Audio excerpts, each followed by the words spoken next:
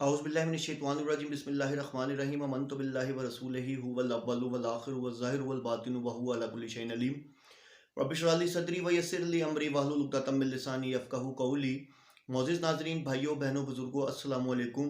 سلسلہ سوال جواب کے حوالے سے ایک بھائی کا سوال آیا اور اس میں اس نے سوال کیا کہ یہ جو کچھ احادیث جو ہیں جن میں یعنی کہ یہ بات لکھی گئی ہے کہ انسان جیسے کوئی گناہ کرتا ہے، جیسے فار ایگزامپل کوئی سود کا گناہ کرتا ہے یا کچھ بھی گناہ کرتا ہے تو وہ جب فوت ہوگا تو وہ سیدھا جہنم میں جائے گا، ٹھیک ہے؟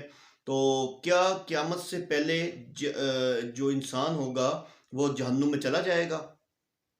دیکھیں، پہلی بات تو آپ اس بات کو سمجھیں کہ اگر اللہ عز و جل نے فیصلہ قیامت والے دن ہی کرنا ہے، روز محشر والے دن کرنا ہے، تو پھر جنت اور جہنم پہلے کیسے بنا لی؟ اگر بنا لی ہے تو پھر پہلے بھیج دیں گے تو پھر اس دن فیصلہ کیسے؟ تو یہ ایک سوال ذہن میں آتا ہے، ٹھیک ہے؟ تو اصل اس میں ہمیں گمراہ کرتے ہیں کون لوگ؟ جو منکرین حدیث ہیں، جو کہ وہ حدیثوں کو لاتے ہیں اور آ کے دکھاتے ہیں کہ دیکھو یہاں تمہارے رسول صلی اللہ علیہ وسلم نے یہ بتایا ہے کہ جی انسان یہ عمل کرتا ہے تو سیدھا جہنم میں جائے گا، اور انہوں نے جہنم کے حالات بتایا، جہنم کو انہوں نے دیکھا کہ جہنم میں انسان یہ کر رہا تھا، جہنم میں ایک انسان کو یہ سزا مل رہی تھی، جنت میں یہ ہو رہا تھا، تو تم تو کہتے ہو کہ جی جنت اور جہنم ہے ہی نہیں۔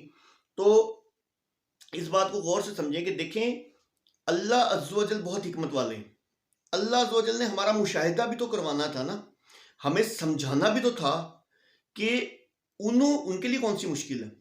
انہوں نے اللہ کے رسول، دیکھیں بات یہاں کاٹ رہا ہوں کہ اللہ تعالیٰ قرآن پاک میں فرماتے ہیں تمہارے حساب سے میرے یہاں کا ایک دن جو ہے 1000 سال کے برابر ہے۔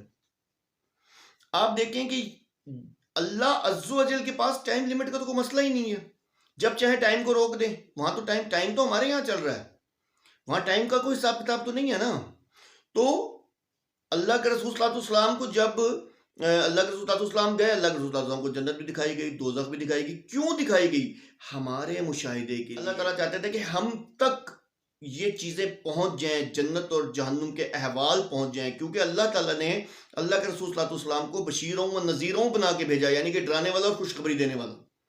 تو نشانیاں ہمیں بتائی گئیں، تو یہ غیب کی باتیں ہیں، ٹھیک ہے؟ اللہ کے رسول صلی اللہ علیہ وسلم نے غیب میں یہ دیکھا سارا کچھ، ان کو فیوچر کا پہلے دکھا دیا گیا۔ اللہ کے لیے کوئی مشکل ہے؟ اللہ نے دکھا دیا۔ اس کا مطلب یہ نہیں ہے کہ نعوذ باللہ وہ جو حدیث میں لکھا ہے تو وہ غلط ہے، وہ نہیں۔ اللہ کے رسول صلی اللہ علیہ وسلم نے غیب میں دیکھا جا کے، ٹھیک ہے نا؟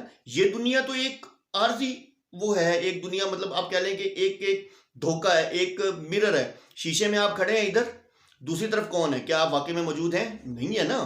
دوسری طرف آپ کی کیا ہے؟ شبیہ ہے۔ تو توڑیں گے شیشہ تو اس طرف سے کوئی بھی نہیں ہے۔ اسی طرح یہ دنیا جو ہے ایک رخ ہے۔ آپ دیکھیں نا، اس دنیا کی 3 ڈائمنشنز ہیں، ہم 3 طرف دیکھ سکتے ہیں۔ کیا ہم اپنے پیچھے دیکھ سکتے ہیں؟ نہیں دیکھ سکتے نا۔ وہ چھوڑیں کہانیاں شہانیاں جو ہمارے ذہنوں میں ہوتی ہیں، جی فلاں تھا وہ پیچھے بھی دیکھ سکتا تھا، وہ سب ایک علیحدہ بات ہے۔ 3 ڈائمنشن کی دنیا۔ اس کا مطلب کہ ایک جو سائیڈ ہے وہ ہماری سوچ سے بہت پرے ہے، جس کا کوئی حساب کتاب نہیں ہے، ٹھیک ہے؟ اس کے بارے میں ہم سوچ ہی نہیں سکتے۔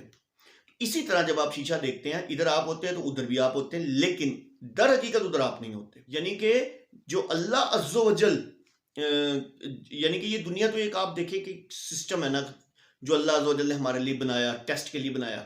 اصل جگہ کہاں ہے؟ اصل جگہ تو اللہ کے پاس ہے، ٹھیک ہے نا؟ اصل تو وہ ہے، یہ تو ایک دھوکہ ہے، ایک شبیہ ہے جو کہ جیسے شیشہ ٹوٹے گا، قیامت آئی شیشہ ٹوٹ گیا۔ یعنی کہ اگر اس کو یوں چھوٹی سی مثال دے دیں لاجیکلی کہ ہم شیشہ توڑتے ہیں، عکس ختم۔ اسی طرح قیامت آئی، عکس ختم، روحیں نکلی اوپر پہنچ گئی، ختم۔